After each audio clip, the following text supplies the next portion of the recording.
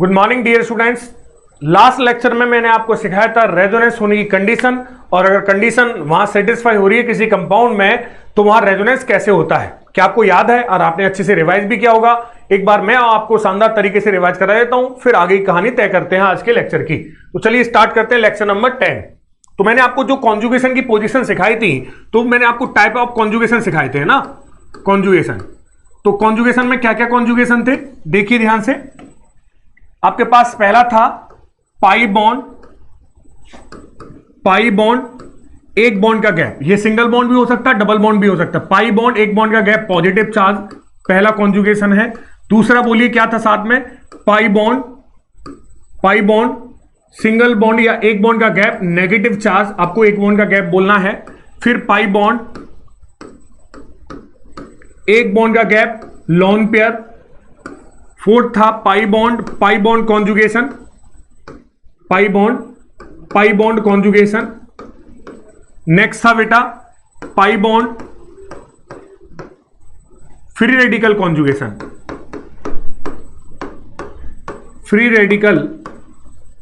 तो total 5 type के conjugation पढ़े थे ये, और पांचों आपको याद हैं। इसमें क्या था? पाई बॉन्ड बनाएगा, पॉजिटिव चार्ज पीछे छूट जाएगा। नेगेटिव चार्ज पाई बॉन्ड बनाएगा, पाई बॉन्ड नेगेटिव चार्ज बनाएगा। लोन पेयर पाई बॉन्ड बनाएगा, पाई बॉन्ड नेगेटिव चार्ज बनाएगा। कोने वाला पाई बॉन्ड तोड़ो, पीछे से पाई बॉन्ड का बैकअप लाओ।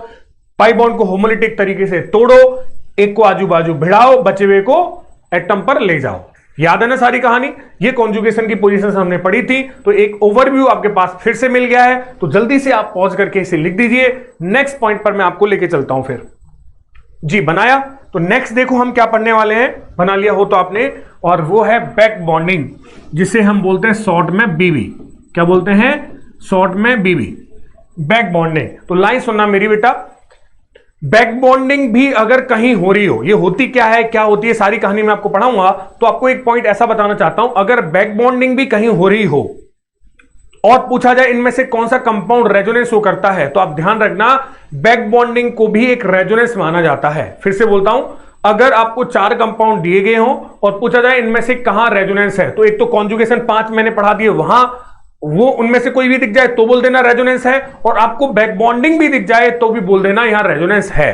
अब आप हेडिंग की तरफ चलिए कि सर बैक बॉन्डिंग होती क्या है, और सर बैक बॉन्डिंग अगर कहीं है तो वो कैसे होती है। तो सारी कहानी मैं आपको सिखाना चाहता हूं। चलूं मैं आपको लेकर के नेक्स्ट। पहले बैक बॉन्डिंग का फर्स्ट पॉइंट है कंडीशन बैक बॉन्डिंग के लिए, 2 एटम आपस में जुड़े हुए होने चाहिए। पहले से एक बॉन्ड होना चाहिए 2 एटम के पास, एक ए एटम मान लिया और एक बी मान लिया, दोनों आपस में जुड़े हुए हैं। ए एटम के पास इलेक्ट्रॉन धनी होना चाहिए, इलेक्ट्रॉन रिच होना चाहिए, बहुत ज्यादा इलेक्ट्रॉन इसके पास होने चाहिए। वो 2 तरीके से हो सकते हैं, या तो इसके पास नेगेटिव चार्ज हो या इसके पास लोन पेयर हो। बेटा क्या हो इसके पास?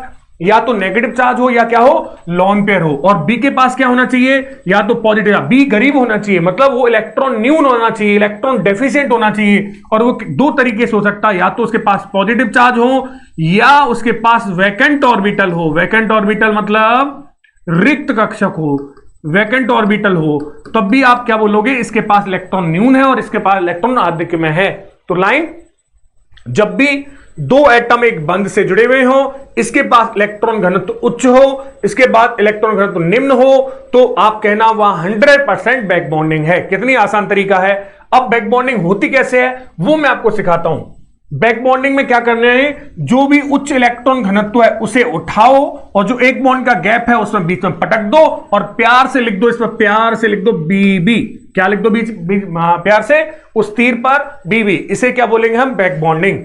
इलेक्ट्रॉन उच्च इलेक्ट्रॉन घनत्व को उठाइए, उस एक बॉन्ड के गैप पर पटक दीजिए और तीर पर लिख दीजिए बीबी, उसे बोलते हैं बैक बॉन्डिंग। तो सारी कहानी आपको बैक बॉन्डिंग की समझ में आ गई है। अब एक एक करके आपको मैं समझा देता हूं। याद रखना बैक बॉन्डिंग भी एक क्या है बेटा? कॉन्जुगेशन है, मतलब रेजोनेंस है। आपको ऐसे ध्यान में रखनी है बात। तो पहला है lone pair and positive charge वाली बैक बॉन्डिंग, या चाहो तो आप इसे कॉन्जुगेशन भी बोल सकते हो, है ना। वास्तविकता में एक प्योर कॉन्जुगेशन नहीं है, ये प्योर क्या है? बैक बॉन्डिंग है। अब आप देखिए कैसे बनेगा। एंड का मतलब बताने की मुझे जरूरत नहीं है। लोन पेयर जैसे मैंने आपके पास यहां पर एक ऑक्सीजन ले लिया, इसके पास 2 लोन पेयर है, एक बॉन्ड का गैप है और इस पर है पॉजिटिव चार्ज। जल्दी से बोल दीजिए, लोन पेयर एक बॉन्ड का गैप पॉजिटिव चार्ज, तो यहां आप बोलोगे ये बैक बॉन्डिंग वाली कंडीशन बन गई, क्योंकि सर एक स्पीसीज के दो एटम आपस में जुड़े हुए हैं, एक के पास इलेक्ट्रॉन रिच है, दूसरे के पास इलेक्ट्रॉन डेफिशिएंट है, मतलब पॉजिटिव चार्ज है। तो क्या करना है आपको, ये इलेक्ट्रॉन रिच वाली साइट है उसे उठाओ और बीच में पटक दो और प्यार से लिख दो BB। डबल हेडेड एरो यहां भी लगाया जाता है। तो यहां ये क्या करेगा, बीच में बॉन्ड नया बना लेगा, नया बॉन्ड बनाएगा तो क्या बनेगा CH3O, यहां एक बॉन्ड एक्स्ट्रा बन गया और यहां बन गया CH2। डन है कहानी। कोई भी स्पीसीज अपने इलेक्ट्रॉन डोनेट करता है तो उस पर कैसा आ जाता है, पॉजिटिव, और जब ये इलेक्ट्रॉन यहां आएंगे तो ये पॉजिटिव को इलेक्ट्रॉन मिलेंगे तो यहां नेगेटिव, और नेगेटिव पॉजिटिव मिलके न्यूट्रल, तो ये न्यूट्रल बना दिया, और इसे हम क्या बोल देंगे, बैक बॉन्डिंग। क्या आपको समझ में आ गया है कैसे करना है। जो भी इलेक्ट्रॉन क्लाउड है, इलेक्ट्रॉन रिच साइट है, मतलब लॉन पेयर या नेगेटिव चार्ज है, उसे उठाओ, बीच में पटक करके एक एक्स्ट्रा बॉन्ड बना लो, और वो एक्स्ट्रा बॉन्ड 100% पाई बॉन्ड ही होगा। क्या आपको बात समझ में आया है। ये फर्स्ट कॉन्जुगेशन हो गया। सेकंड पहले आपको ये ड्रॉ करना पड़ेगा, क्योंकि नेक्स्ट स्लाइड में मैंने कुछ इंपॉर्टेंट पॉइंट्स बना रखे हैं, तो मैं इसी में मिटा करके आपको समझाऊंगा। तो जल्दी से आप पॉज करिए और इसे ड्रॉ कर लीजिए। कर लिया ड्रॉ। सेकंड कॉन्जुगेशन की पोजीशन मिटा दूं, चलिए देखिए। सेकंड है बेटा lone pair and vacant orbital. क्या है बेटा, lone pair and vacant orbital conjugation. कैसा होगा, लॉन पेयर होगा और वैकेंट ऑर्बिटल होगा एक बॉन्ड के गैप पर। तो जैसे आपके पास बहुत बेहतरीन एग्जांपल है BF3 का। एक छोटी सी बात आपको, जहां मैंने सबसे पहले आपको इंडक्टिव इफेक्ट पढ़ाने से पहले इंपॉर्टेंट पॉइंट पढ़ाए थे, उसमें बताया था बोरोन के पास एक वैकेंट p ऑर्बिटल होता है। इतनी छोटी बातें भी आपको बता चुका हूं, वैकेंट p ऑर्बिटल है इसके पास। क्या आपको बात समझ में आया। इस फ्लोरीन के पास बेटा लॉन पेयर है, कितना लॉन पेयर है 3, और यहां भी कितने लॉन पेयर बेटा 3, और यहां भी कितने लॉन पेयर हैं 3। इसके पास क्या है, वैकेंट ऑर्बिटल। वही कहानी, पड़ोसी के पास लॉन पेयर या नेगेटिव चार्ज, और दूसरे पड़ोसी के पास, इसके पास तो लॉन पेयर और लॉन पेयर हो गया, इस पड़ोसी के पास वैकेंट ऑर्बिटल हो गया। तो कौन सी कंडीशन बन गई, BB वाली। इलेक्ट्रॉन को उठाओ और बीच में पटक के पाई बॉन्ड बना दो। तो क्या बना इसका स्ट्रक्चर, अगर आप देखोगे, देखो यहां जगह ऐसे बना लेते हैं, इसको मैं सेकंड लिख देता हूं, ये सेकंड कॉन्जुगेशन की पोजीशन है। अगर ये ऐसा होता है तो क्या बनेगा स्ट्रक्चर में, मैं थोड़ा सा इसको ऐसे कर लूं, छोटा कर दूं, देखिए ऐसे भी कर सकते हैं। यहां देखिए, अगर ये लॉन पेयर अगर डोनेट करता है तो देखो कैसे बनेगा, कुछ इस प्रकार से स्ट्रक्चर बन जाएगा। फ्लोरीन ने इलेक्ट्रॉन दिया है तो यहां बॉन्ड बना, डबल बॉन्ड, ये बोरॉन, और यहां फ्लोरीन और यहां फ्लोरीन। अगर न्यूट्रल स्पीसीज इलेक्ट्रॉन देता है तो इस पर पॉजिटिव चार्ज आ जाता है, और न्यूट्रल स्पीसीज इलेक्ट्रॉन लेता है तो नेगेटिव चार्ज। ये इसका रेजोनेटिंग स्ट्रक्चर ड्रॉ हो गया। अब आपको के साथ जरूरी थोड़ी ना यही लॉन पेयर दे, ये भाई साहब भी तो लॉन पेयर डोनेट कर सकते हैं, बिल्कुल डोनेट बट एक ही करेगा। अगर ये डोनेट करता है तो स्ट्रक्चर इस प्रकार से बन जाएगा। रेजोनेटिंग स्ट्रक्चर क्या, फ्लोरीन, यहां आएगा बोरॉन, यहां डबल बॉन्ड, फ्लोरीन, यहां पॉजिटिव, यहां नेगेटिव, और ये फ्लोरीन। फिर से मैं पूछूं, ये लॉन पेयर ये भी डोनेट कर सकता है। अगर ऐसा होता है तो क्या बनेगा इसका स्ट्रक्चर, बता दीजिए जल्दी से। फ्लोरीन, यहां बोरॉन, ये फ्लोरीन, डबल बॉन्ड फ्लोरीन, यहां पॉजिटिव और यहां नेगेटिव। क्या आपको समझ में आया। ये सबके सब क्या है बेटा, बैक बॉन्डिंग है। ये भी बैक बॉन्डिंग, ये भी बैक बॉन्डिंग, और ये भी बैक बॉन्डिंग। एक टाइम पर एक ही बैक बॉन्डिंग होगा। अब मैं आपसे एक छोटी सी बात और रिवाइज कर रहा हूं, कल की कहानी याद हो तो ये सबके सब डबल हेडेड एरो से रिप्रेजेंट किए गए हैं। तो ये आपके रेजोनेटिंग स्ट्रक्चर्स हैं। अगर ये बेटा रेजोनेटिंग स्ट्रक्चर्स हैं तो जल्दी से बता दो मुझे, अगर ये आपके रेजोनेटिंग स्ट्रक्चर्स हैं तो ये सारे के सारे स्ट्रक्चर रियल होंगे या हाइपोथेटिकल होंगे, जल्दी से बोलो। ये रियल नहीं होंगे, है ना, अनरियल होंगे। रियल क्या होगा, इसका हाइब्रिड। ध्यान रखना, ये बात मैं आपको पहले ही बता चुका हूं। कैसे करते हैं आपको समझ में आया। जल्दी से पॉज करिए और जल्दी से इसे ड्रॉ करिए। एक और बैक बॉन्डिंग की पोजीशन है, वो मैं आपको और सिखा देता हूं। सेकंड कॉन्जुगेशन की पोजीशन है ये वाली, बैक बॉन्डिंग है। बैक बॉन्डिंग में तो सेकंड मार्क करके इसको आप लिख सकते हो। चले, लिख दिया होगा सबने। थर्ड पर चलता हूं मैं, नेक्स्ट मिटा देता हूं इसको। और थर्ड है कॉन्जुगेशन की पोजीशन आपके पास, थर्ड है आपके पास negative charge, negative charge and negative charge and vacant orbital, vacant orbital conjugation. और शॉर्ट में हम इसे क्या बोलेंगे बेटा, BB बोले तो बैक बॉन्डिंग। क्या आपको समझ में आया। शॉर्ट में से क्या बोलने वाले हम, बैक बॉन्डिंग। डन है कहानी। अब मुझे जल्दी से बताइए, इसमें negative charge and vacant orbital conjugation में पॉइंट बताना, एंड का मतलब क्या है, एक बॉन्ड का गैप। नेगेटिव चार्ज की अगर मैं बात करूं तो ये आपके पास आ गया नेगेटिव चार्ज, और ये आपके पास है एक बॉन्ड का गैप, और यहां आपके पास या तो आप क्लोरीन ले लीजिए या आप सल्फर SH ले लीजिए। दोनों में अगर आपको याद हो तो इसके पास, दोनों के पास वैकेंट d ऑर्बिटल होता है। मैं आपको इतनी छोटी बात बता के आ चुका हूं, याद है ना। एक स्पीशीज के पास इलेक्ट्रॉन हाई है डेंसिटी क्योंकि यहां नेगेटिव चार्ज है, दूसरे के पास वैकेंट ऑर्बिटल है, तो एक के पास इलेक्ट्रॉन रिच हो, एक के पास वैकेंट ऑर्बिटल हो, तो वहां क्या हो जाएगी, बैक बॉन्डिंग। तो वहां ये इलेक्ट्रॉन उठाओ, बीच में पटक दो, और जो इलेक्ट्रॉन पटकते हैं वो हमेशा पाई बॉन्ड फॉर्म करते हैं। तो यहां पर जो बनेगा डबल हेडेड एरो, यहां क्या बना CH2, यहां एक बॉन्ड एक्स्ट्रा बन गया, ये क्लोरीन है तो क्लोरीन, अगर सल्फर है तो यहां पर सल्फर लिख दिया जाएगा, क्योंकि इसने इलेक्ट्रॉन दिए हैं। तो पूंछ पर पॉजिटिव पॉजिटिव नेगेटिव मिलकर के न्यूट्रल हो जाएगा, तो न्यूट्रल बना दिया। जबकि न्यूट्रल स्पीशीज को अगर इलेक्ट्रॉन मिलते हैं तो उस पर कैसे आ जाता है, नेगेटिव। अगर Cl है तो यहां नेगेटिव, और सल्फर है तो यहां नेगेटिव आ जाएगा। तो इसे भी आप ध्यान में रखना, इसे भी आप क्या बोलोगे बेटा, बैक बॉन्डिंग। क्या बोलोगे, जल्दी से बोलो, बैक बॉन्डिंग। डन है। अब देखो, इस रेजोनेंस में या बैक बॉन्डिंग में या कॉन्जुगेशन में d ऑर्बिटल ने पार्टिसिपेट किया है, इसलिए हम इसे d ऑर्बिटल रेजोनेंस भी कहते हैं। क्या बोलते हैं, d ऑर्बिटल रेजोनेंस। जब भी कोई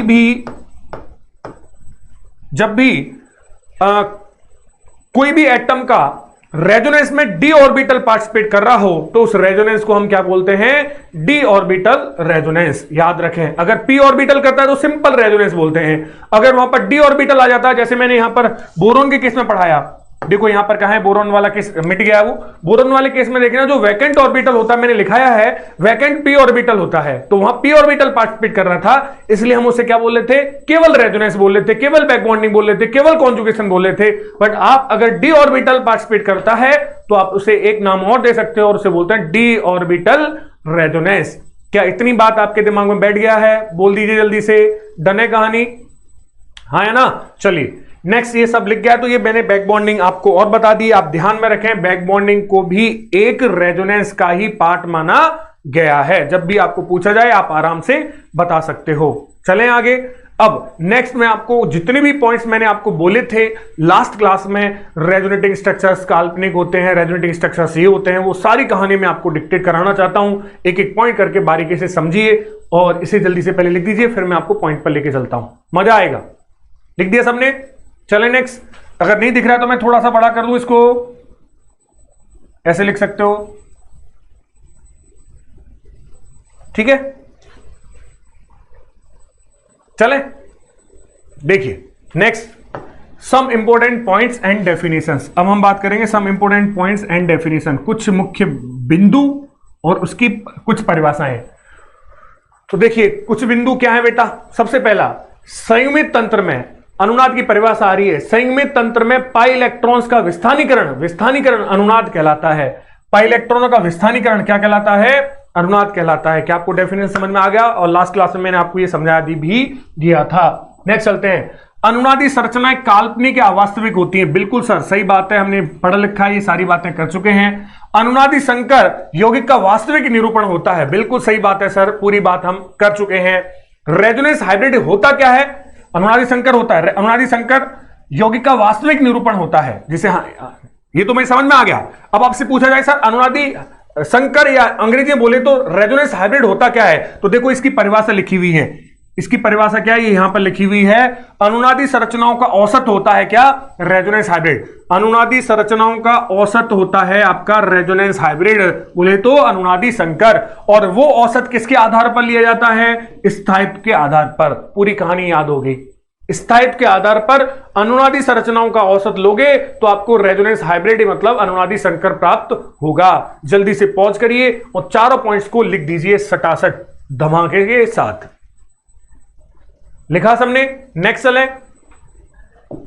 नेक्स्ट नंबर पॉइंट, ज्यादा स्थायी अनुनादी संरचना का अनुनादी संकर में युग में ज्यादा योगदान होता है। मतलब जो अनुनादी संरचना जितनी ज्यादा स्थायी होती है उसका अनुनादी संकर में योगदान भी ज्यादा होता है। अर्थात अनुनादी संरचनाएं अनुनादी संकर में अपने स्थायित्व के आधार पर योगदान करती हैं। ये लाइन ये बताना चाहती है, जिसे मैं लास्ट क्लास में एक्सप्लेन कर चुका हूं। अकेली अनुनादी संरचना यौगिक के सभी गुणधर्मों का निर्धारण नहीं कर सकती, तभी तो मैं इसे काल्पनिक बोल रहा हूं। अगर ये सभी गुणधर्मों का निर्धारण कर दे रही तो हम इसे क्या बोलते हैं, वास्तविक संरचना। बिल्कुल सही बात है। अगर कभी भी मुझसे पूछा जाए क्या अनुनादी संरचना अकेले के दम पर यौगिक के सभी गुणधर्मों का निर्धारण कर सकती है, बिल्कुल गलत है। सभी गुणधर्मों का निर्धारण नहीं कर सकती, पर अनुनादी संकर सभी गुणधर्मों का निर्धारण कर सकता है। लाइन बोलना चाहता हूं एक और, ये छोटे छोटे वर्ड्स इकट्ठे करके मैं लाया हूं। गारंटी की बात है, हो सकता है आपके ऑप्शंस जो बनाता है बिल्कुल ये पॉइंट उठा के रख दे, बताइए इनमें से कौन सा सही है और कौन सा गलत है। एक एक स्टेटमेंट आप कॉपी का बड़े ध्यान से पढ़िए और बड़े ध्यान से प्यार से कॉपी को संभाल के रखिए, बहुत काम आने वाली है आपको। नेक्स्ट, अनुनादी संकर का स्थायित्व अपनी सभी अनुनादी संरचनाओं से हमेशा ज्यादा होता है। अब आपसे पूछे अनुनादी संकर ज्यादा स्थायी है या अनुनादी संरचना है उसकी, तो आप क्या कहोगे, सभी अनुनादी संरचनाओं का स्थायित्व हमेशा उसके अनुनादी संकर से कम होता है। आप खुद सोचिए, आपके पास एक परिवार है, इसमें बहुत सारे लोग हैं, बहुत सारे लोग हैं, परिवार को बोल रहे हैं हम संकर, सबसे मिलकर बना है, और ये सबकी सब आपकी अनुनादी संरचना है। तो अकेला व्यक्ति ज्यादा स्टेबल होगा या पूरा परिवार ज्यादा स्टेबल होगा, पूरा परिवार ज्यादा स्टेबल होगा। इसलिए अनुनादी संकर अपनी सभी अनुनादी संरचनाओं से हमेशा ज्यादा स्टेबल होता है। क्या आपको पॉइंट समझ में आ गया, बोलिए। ये 7 पॉइंट आपको क्या ध्यान में रखने हैं, अनुनाद से रिलेटेड सारे पॉइंट्स मैंने यहां लिखा दिए हैं जो लास्ट क्लास में मैंने बोला था। जल्दी से पॉज करिए, इन पॉइंट्स को और ऐड करिए और एक बात जरूर जरूर पढ़िए, फिर मैं आपको नेक्स्ट पॉइंट पर लेके जा रहा हूं। लिख दिया, चलें नेक्स्ट पॉइंट पर। देखिए नेक्स्ट पॉइंट क्या कहता है, अनुनादी संरचनाएं बनाने के नियम। आपको अनुनाद कराना आ गया, अनुनाद क्या होता है यह समझ में आ गया। अब अनुनादी संरचनाएं जब आपसे बनवाए, मतलब अनुनाद जब आपसे करवाए, तो आपको कुछ नियम और ध्यान में रखने हैं। वो नियम क्या है, 3-4 नियम है, वो एक एक करके मैं सबको एक्सप्लेन करना चाहता हूं। उसके बाद बहुत सारी स्ट्रक्चर्स ड्रॉ करेंगे, उनकी अनुनादी संरचनाएं हम लोग बनाएंगे। तो देखिए अनुनादी संरचनाएं बनाने के क्या नियम है। पहला पॉइंट आप देखो, सबसे पहला जब अनुनादी संरचना मैंने आपको सिखाई थी बनाना, तो मैंने ये कॉन्जुगेशन लिया था, याद है ना। पाई बॉन्ड बनाएगा, पॉजिटिव चार्ज पीछे छूट जाएगा, बीच में लगा देंगे डबल हेडेड एरो और यहां लिख देंगे CH2 पॉजिटिव और CH डबल बॉन्ड CH2। सही बोला या गलत बोला, यही तो लिखेंगे। अब मैं आपसे पूछना चाहता हूं, यहां पर कौन भाग रहा है, जल्दी से बोलो। ये कौन से इलेक्ट्रॉन है, पाई बॉन्ड के इलेक्ट्रॉन, तो पाई इलेक्ट्रॉन भाग रहे हैं। जबकि देखो जहां यहां CH2 जो परमाणु है, ये वही परमाणु यहां, मतलब CH2 CH2 CH CH CH2 CH2। मतलब अनुनादी संरचना बनाने में परमाणु की स्थिति कभी भी नहीं बदलनी चाहिए। अर्थात सभी, पहला नियम क्या कह रहा है, सभी अनुनादी संरचनाओं में परमाणुओं की स्थितियां हमेशा समान रहनी चाहिए। केवल किसकी स्थिति बदलनी चाहिए, पाई इलेक्ट्रॉनों की। अर्थात अगर स्टेटमेंट अच्छी लाइन में बोले तो अनुनाद में केवल पाई इलेक्ट्रॉनों का विस्थानीकरण ही संभव है, किसी परमाणु का विस्थानीकरण संभव नहीं है। तो यहां पाई इलेक्ट्रॉन का विस्थानीकरण हो रहा है, पर परमाणु अपनी स्थिति पर है। अतः यहां आप बोलोगे अनुनादी संरचनाएं सही है और यहां अनुनाद भी सही हो रहा है। परंतु मैं इसी जगह पर आपको एक एग्जांपल और लूं, एग्जांपल नंबर 1 मार्क कर दिया, ये एग्जांपल नंबर 2 है। आपको दिया गया प्यारे बच्चों CH3 C double bond O और ये H। इसका जो स्ट्रक्चर बनाया कुछ ऐसे बना दिया मैंने, CH2 डबल बॉन्ड COH और ये H। आपसे पूछा जाए क्या ये अनुनाद है, तो आप तुरंत कहना सर बिल्कुल अनुनाद नहीं है, क्योंकि यहां पर आप ऐसे लिखोगे CH2 और ये H C double bond OH। यहां पर यहां से वहां जाने में क्या हुआ है, ये पाई बॉन्ड यहां आया है, चेक करो, पाई बॉन्ड पहले यहां था, अब ये कहां आ गया, यहां से यहां आ गया है, आया नहीं आया, पाई बॉन्ड ऐसे आया है। साथ साथ ये जो हाइड्रोजन कार्बन से जुड़ा हुआ है वो यहां से यहां पहुंच गया है, क्योंकि देखो यहां कितने हाइड्रोजन हो गए, CH2 है ना, ये पाई बॉन्ड यहां आ गया डबल बॉन्ड और ये H यहां पहुंच गया है। तो पाई इलेक्ट्रॉनों के साथ साथ यहां परमाणुओं का भी विस्थापन हो रहा है। अतः ये दोनों एक दूसरे की अनुनादी संरचना नहीं है, क्योंकि अनुनाद में केवल और केवल किसका विस्थापन होना चाहिए, पाई इलेक्ट्रॉनों का। क्या आपको बात समझ में आया है।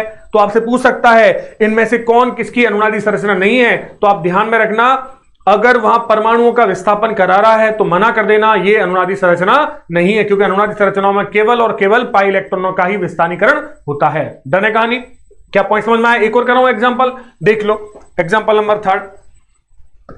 एग्जांपल नंबर 3, जैसे आपके पास ये दिया गया है डबल बॉन्ड O और यहां नेगेटिव चार्ज, और ये एक अनुनादी संरचना बनाई गई है कुछ इस प्रकार से, डबल बॉन्ड, इसको ले लेते हैं double bond O negative charge, और एक अनुनादी संरचना बनाई गई है आपके पास डबल बॉन्ड की जगह पर ले लेते हैं O माइनस और ये डबल बॉन्ड, ऐसे कुछ बनाया हुआ है। अब इसको नंबर दे देता हूं फर्स्ट, इसको नंबर देता हूं सेकंड और इसको नंबर देता हूं थर्ड। बताइए इनमें से कौन किसकी अनुनादी संरचना है। तो पहले देखो नेगेटिव सिंगल पाई, नेगेटिव एक बॉन्ड का क्या पाई बॉन्ड, कॉन्जुगेशन है, यहां पर कॉन्जुगेशन नजर आ रहा है। कैसे कराते हैं, नेगेटिव बनाएगा पाई बॉन्ड और पाई बॉन्ड बनाएगा नेगेटिव चार्ज, तो क्या बनेगा, यहां तो पाई बॉन्ड और ये नेगेटिव चार्ज, तो इसका मतलब ये दोनों एक दूसरे की अनुनादी संरचना है, फर्स्ट एंड थर्ड एक दूसरे की रेजोनेटिंग स्ट्रक्चर्स हैं। मैं यहां लिख देता हूं शॉर्ट में रेजोनेटिंग स्ट्रक्चर्स है। डन है। आपसे पूछा है फर्स्ट एंड सेकंड के बारे में बताओ, फर्स्ट एंड सेकंड के बारे में, क्या ये एक दूसरे की रेजोनेटिंग स्ट्रक्चर है बेटा। अब आप खुद सोचो बेटा, यहां पर कितने हाइड्रोजन है, 2 हाइड्रोजन है, यहां पर कितना हाइड्रोजन है, 1। इतनी छोटी बात मैंने आपको बताई है, जब भी कार्बन पर नेगेटिव पॉजिटिव या फ्री रेडिकल होता है उसके अधिकतम बंधों की संख्या 3 होती है। तो जब एक बॉन्ड 2 बॉन्ड बने हुए तो यहां एक ही हाइड्रोजन होगा, यहां 2 हाइड्रोजन होंगे क्योंकि उदासीन है।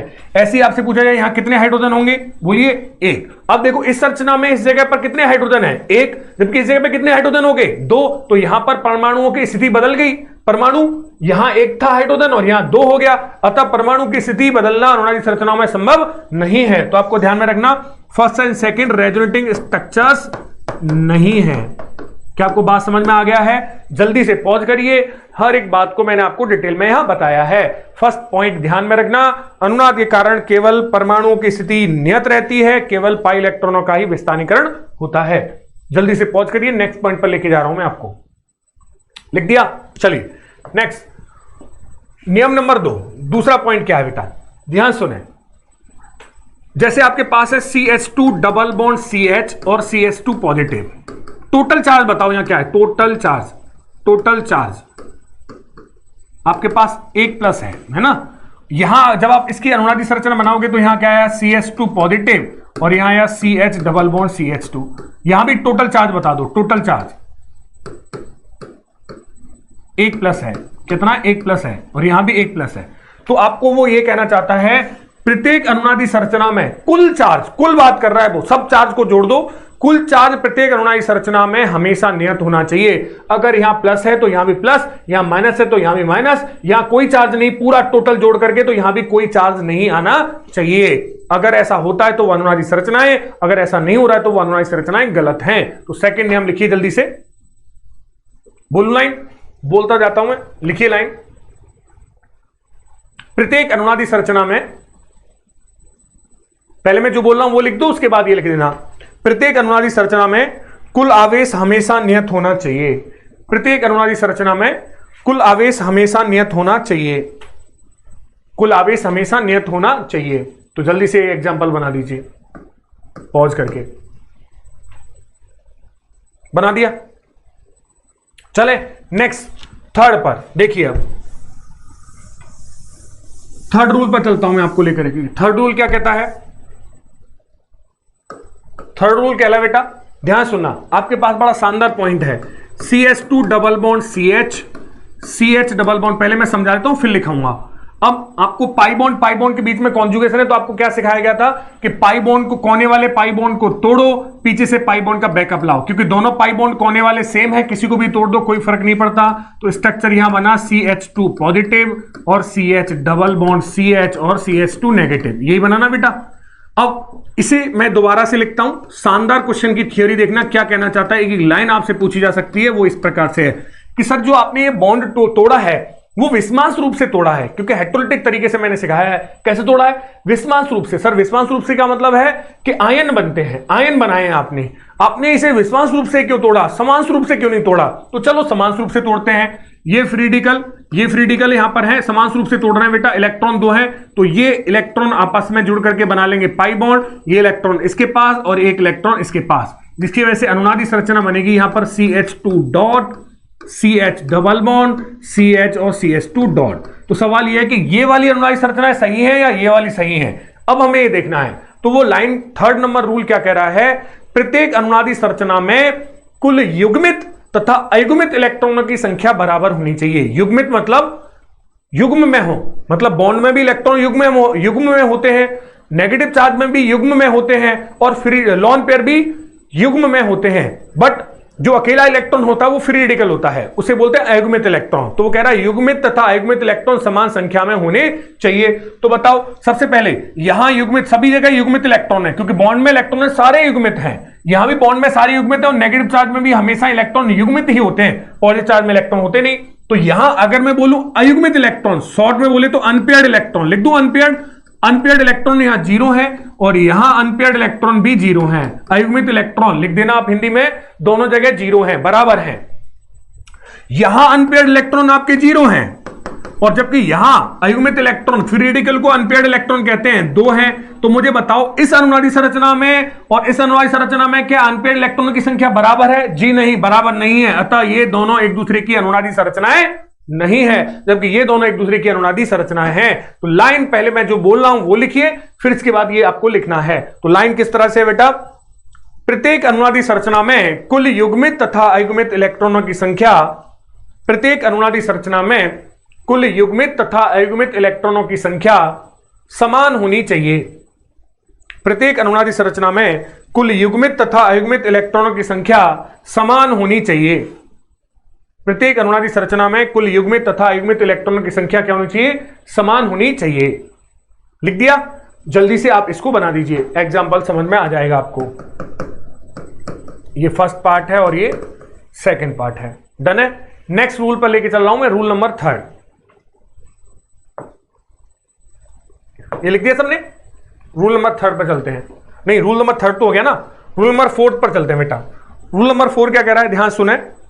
रूल नंबर बड़ा शानदार है 4 भी, और बहुत ही प्यारा है। आईआईटी एडवांस ने इस पर बेस्ड सवाल पूछा है, सारी कहानी मैं आपको बता चुका हूं। पहले लिख दीजिए, किसी भी अनुनादी संरचना में, किसी भी अनुनादी संरचना में सेकंड आवर्त के परमाणु, ब्रैकेट में सेकंड आवर्त के परमाणु कौन से हैं? Boron, carbon, nitrogen, oxygen, fluorine. किसी भी अनुनादी संरचना में सेकंड आवर्त के परमाणु, ब्रैकेट में बोरॉन, कार्बन, नाइट्रोजन, ऑक्सीजन और फ्लोरीन के लिए अष्टक नियम का उल्लंघन नहीं होना चाहिए, के लिए अष्टक नियम का उल्लंघन नहीं होना चाहिए। आप जानते हो अष्टक नियम क्या होता है? 8 से ज्यादा इलेक्ट्रॉन उसकी आउटर मोस्ट सेल में नहीं होने चाहिए। और इसके लिए आप कैसे पहचानोगे कि 8 से ज्यादा इलेक्ट्रॉन हो गए या 8 से कम इलेक्ट्रॉन है, 8 से ज्यादा इलेक्ट्रॉन हो गए? तो मैंने इसकी आपको एक कहानी बताई थी, आपको याद हो तो, सेकेंड पीरियड एटम्स, और यहां सिखाया था मैक्सिमम नंबर ऑफ बॉन्ड्स। क्या सिखाया था आपको याद हो? बोरॉन की बात करूं, इसकी संयोजकता होती है 3, एक एक्स्ट्रा रिक्त कक्षक की वजह से, वैकेंट ऑर्बिटल, ऑर्बिटल की वजह से एक एक्स्ट्रा बॉन्ड और बना सकता है, तो यहां नंबर ऑफ बॉन्ड हो जाएंगे 4। नेक्स्ट आता है कार्बन, 4 वैलेंसी, तो अधिकतम 4 ही बॉन्ड बना सकता है। नाइट्रोजन के पास एक लॉन पेयर होता है, 3 संयोजकता, एक लॉन पेयर की वजह से 4 बना सकता है। ऑक्सीजन के पास 2 लॉन पेयर है बेटा, 2 संयोजकता है, एक लॉन पेयर डोनेट करके और, मतलब 3 अधिकतम बंद बना सकता है। और आपके पास फ्लोरीन है, फ्लोरीन की संयोजकता होती है एक एक्स्ट्रा लॉन पेयर डोनेट, क्योंकि इसके पास कितने लॉन पेयर होते हैं? मैं इसको थोड़ा सा सेट कर देता हूं, यहां लॉन पेयर, यहां लॉन पेयर है ना, तो ये एक, तो संयोजकता के अनुसार हो गया, एक लॉन पेयर दान करके और बना सकता है, तो टोटल अधिकतम 2 बंद बना सकते हैं। तो किसी भी संरचना में बोरॉन के 4 से ज्यादा, कार्बन के 4 से ज्यादा, नाइट्रोजन के 4 से ज्यादा, ऑक्सीजन से 3 से ज्यादा और फ्लोरीन के 2 से ज्यादा बंद मिलते हैं, तो तुरंत बोल देना यह संरचना वैलिड ही नहीं है, मतलब यह संरचना बनी ही नहीं सकती, काट के फेंक देना उस संरचना को, टुकड़े टुकड़े कर देना। जैसे मैं आपको यही बता देता हूं एग्जाम्पल, देखिए क्या एग्जाम्पल है। जैसे आपसे पूछे, यहां पर आपके पास है CH2, नेगेटिव चार्ज ले लेता हूं यहां, या और अच्छा समझ लेते हैं ऐसे, ये ले लिया CH2, डबल बॉन्ड CH और ये NH3 पॉजिटिव। मैं आपसे पूछना चाहता हूं, यहां कॉन्जुगेशन है। अरे सर दांत निकाल के बोलो, पाई बॉन्ड, एक बॉन्ड का क्या पॉजिटिव चार्ज। सर मस्त कॉन्जुगेशन है, मस्त कॉन्जुगेशन, तो रेजोनेंस कैसे होगा? पाई बॉन्ड बनाएगा, पॉजिटिव चार्ज पीछे छूट जाएगा, क्या बनेगा? CH2 पॉजिटिव, और यहां पाई बॉन्ड बनेगा, कुछ इस प्रकार से बन जाएगा। ये आपके पास नाइट्रोजन है NH3, क्योंकि इसको इलेक्ट्रॉन मिलेगा तो ये न्यूट्रल हो गया, इससे इलेक्ट्रॉन गए तो यहां पॉजिटिव चार्ज आ गया। कुल आवेश नियत है, परमाणु की स्थिति नियत है, सारे पॉइंट क्लियर हैं। बट ध्यान से देख लो, यहां नाइट्रोजन भाई साहब के कितने बॉन्ड बन गए? 5 बॉन्ड बन गए, और ये कभी भी संभव नहीं है। आप तो कह के आ जाओगे सर ये रेजोनेटिक स्ट्रक्चर है, बट जो रेजोनेटिक स्ट्रक्चर बनाने के जो नियम है वो क्या कह रहे हैं कि नाइट्रोजन कभी भी 5 बॉन्ड नहीं बना सकता। इसका मतलब ये संरचना ही वैलिड नहीं है, सही संरचना नहीं है, तो ये अनुनाद भी पॉसिबल नहीं है। ये छोटी छोटी बातें आपको अनुनादी संरचना बनाने में ध्यान रखनी है। क्या आपको पॉइंट समझ में आ गया है? जल्दी से प्लीज पॉज करिए और ड्रॉ कर दीजिए अगर बात आपको समझ में आ गई हो। चले नेक्स्ट। अब मैं आपको ये सारी बातें आपको ध्यान में रखनी है, अनुनाद कब होगा, कैसे होगा और कैसे मुझे कराना है। अब मैं आपको एक कुछ शानदार से क्वेश्चंस कराऊंगा अल्टीमेट लेवल के। देखिए क्या क्वेश्चंस हैं। चलें क्वेश्चन करने वाले हैं, तो प्लीज हेडिंग लिखिए सब लोग, हेडिंग लिखें। निम्नलिखित के लिए अनुनादी हेडिंग क्या क्वेश्चन लिखें क्या बेटा? निम्नलिखित के लिए अनुनादी संरचनाएं बना है। तो आपको क्या बनाना है? अनुनादी संरचना में कुछ क्वेश्चन दूंगा। पहले मैं आपको 10, 15, 20 क्वेश्चन समझाऊंगा, 20 क्वेश्चन समझाऊंगा मैं आपको, और 5-7 क्वेश्चन आपको दूंगा। मतलब 30 के आसपास क्वेश्चन की हम रेजोनेटिक स्ट्रक्चर ड्रॉ करना सीखेंगे। फिर आप देखने कि एक सवाल आपको बोलेगा कैसे रेजोनेंस होता है, क्या रेजोनेंस होता है, कैसे रेजोनेटिक स्ट्रक्चर ड्रॉ करते हैं, और कहानी धीरे धीरे बढ़ती जाएंगी, मजेदार।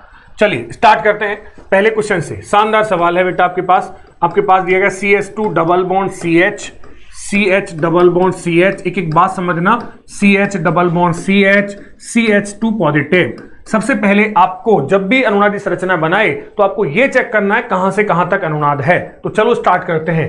पॉजिटिव एक बॉन्ड का गैप पाई बॉन्ड, एक बॉन्ड का गैप पाई बॉन्ड, एक बॉन्ड का गैप पाई बॉन्ड, तो पूरे ही कंपाउंड में रेजोनेंस है। क्या आपको दिखा? आपको ऐसे चेक कर लेना है। अब अगर एक से ज्यादा, देखो पहले तो मैं आपको बोल देता हूं, एक चीज और सिखा देता हूं, संयुग्मन की स्थितियां। जैसे क्या बोल रहा हूं मैं? Position of conjugation, position of conjugation बोल रहा हूं। क्या पोजीशन ऑफ कॉन्जुगेशन का मतलब क्या है? ध्यान से देखो। पोजीशन ऑफ कॉन्जुगेशन का मतलब है, ये आपके पास क्या है? पॉजिटिव चार्ज, एक बॉन्ड का गैप पाई बॉन्ड, तो एक बॉन्ड के गैप के बाद जो पोजीशन आती है उसे एक बोलते हैं। तो एक तो पॉजिटिव चार्ज कॉन्जुगेशन की पोजीशन हो गई, दूसरा इसके बाद ये दूसरी ये हो गई, इसके बाद तीसरी ये हो गई, और इसके बाद चौथी हो गई। तो इसमें कितनी कॉन्जुगेशन की पोजीशन है? 4। मतलब सिंपल पॉजिटिव एक बॉन्ड का गैप पाई बॉन्ड। तो अगर मैं इसमें बोलूं तो इसमें कितनी कॉन्जुगेशन की पोजीशन है? तो आप बोलोगे एक पॉजिटिव चार्ज और एक पाई बॉन्ड। एक बॉन्ड के गैप पर जो आती हैं, एक ये और एक ये, इन दोनों को कॉन्जुगेशन की पोजीशन बोलते हैं। तो इसमें टोटल कॉन्जुगेशन की पोजीशन है 5। 1 2 3 4, सॉरी 4 है।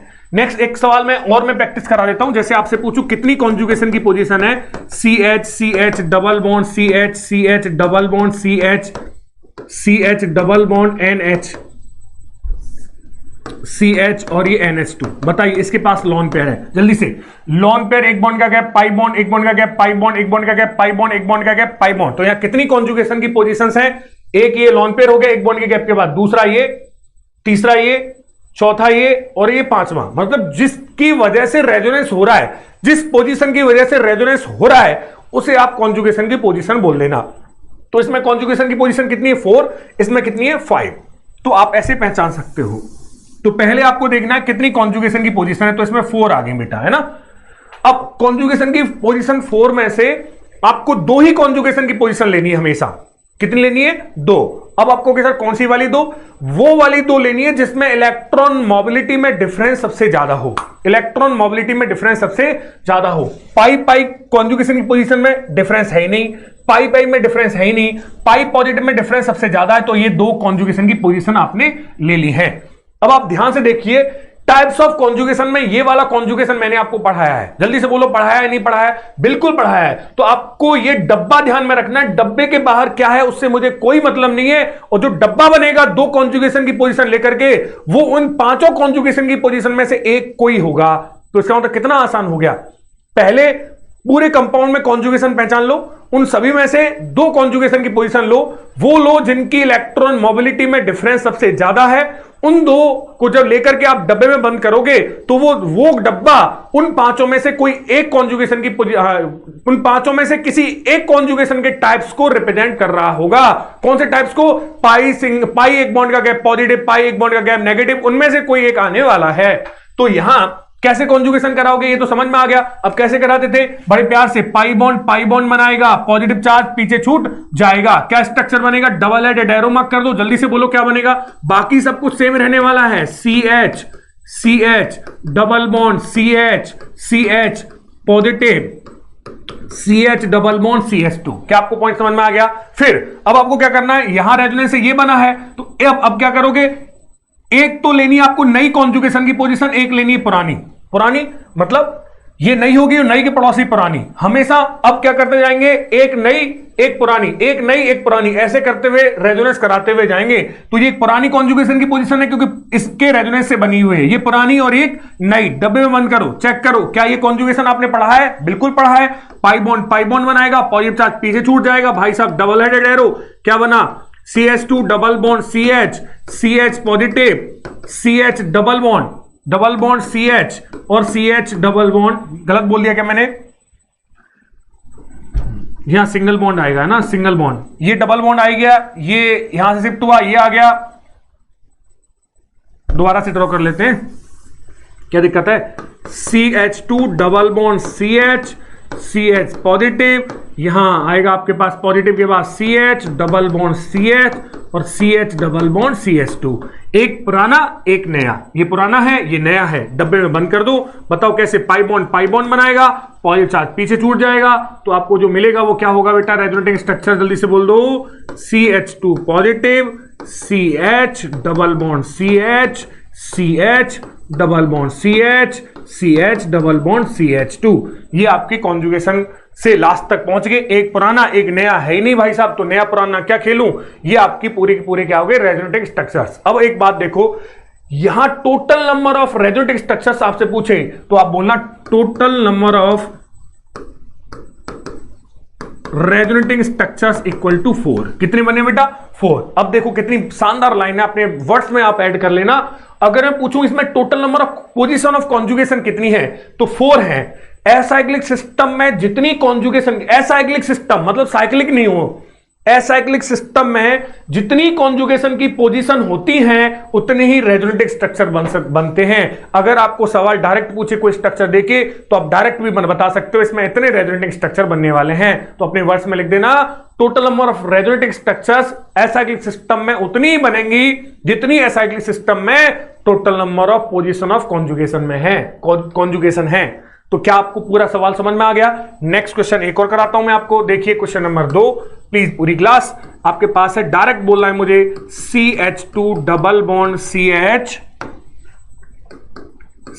Double bond CH double bond CH double bond CH, रुक जाऊं अब, NH2 और ये लॉन पेयर।